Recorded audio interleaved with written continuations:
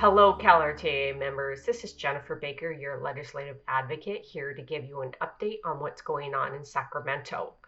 The legislature is going to be finalizing all of their work by September 14th. Right now, they're working on prioritizing fiscal bills, which will have to make it out of the appropriations committees by the end of August. Bills that don't make it through that process will then become two-year bills. The final 2 weeks of the legislature, they're going to be focused on moving bills off of the floor of each house.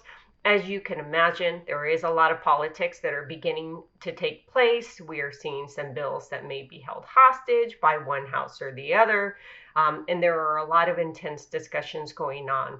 I did want to highlight one bill of importance that CalRTA has been monitoring and has been involved with behind the scenes.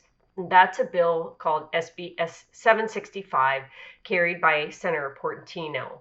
Now, this bill had initially not made it out of the policy committee in time, but was recently granted a rule waiver. I have to say that 5 times very quickly. And this rule waiver is allowing the bill to move forward, even though it did not pass an initial deadline. The bill is going to be heard on August 23rd, on a Wednesday. And it's going to be amended to actually address some concerns that CalRTA and other stakeholders had raised with the bill. This impacts post-retirement earnings limits, and some of you may have used this upon occasion.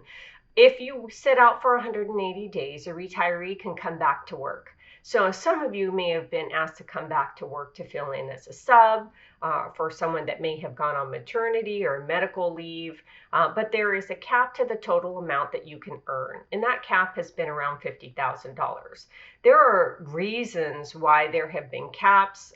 One of the reasons is because this particular provision of law was used as a justification to bring CalSTRS into PEPRA, which is known as the Public Pension Reform Act, that reduced retiree benefits for all. So there are some politics involved with this. But what I wanted to let you know is the bill is going to be amended to significantly address many of the issues that we had raised.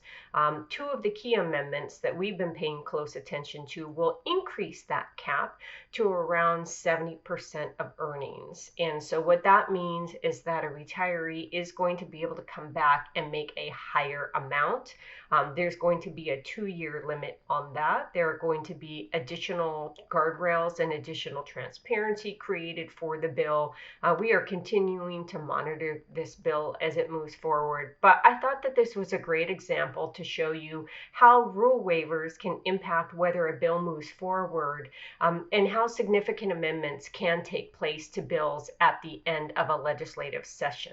I will be continuing to provide reports to the Government Relations Committee, so if this is something that you're interested in, I would suggest that you work to reach out in your division to your GRC member and to try to find out what's going on in the status of this bill. And I will also be providing an update in my monthly legislative report that will be sent out by local divisions and is also put on the CalRTA website.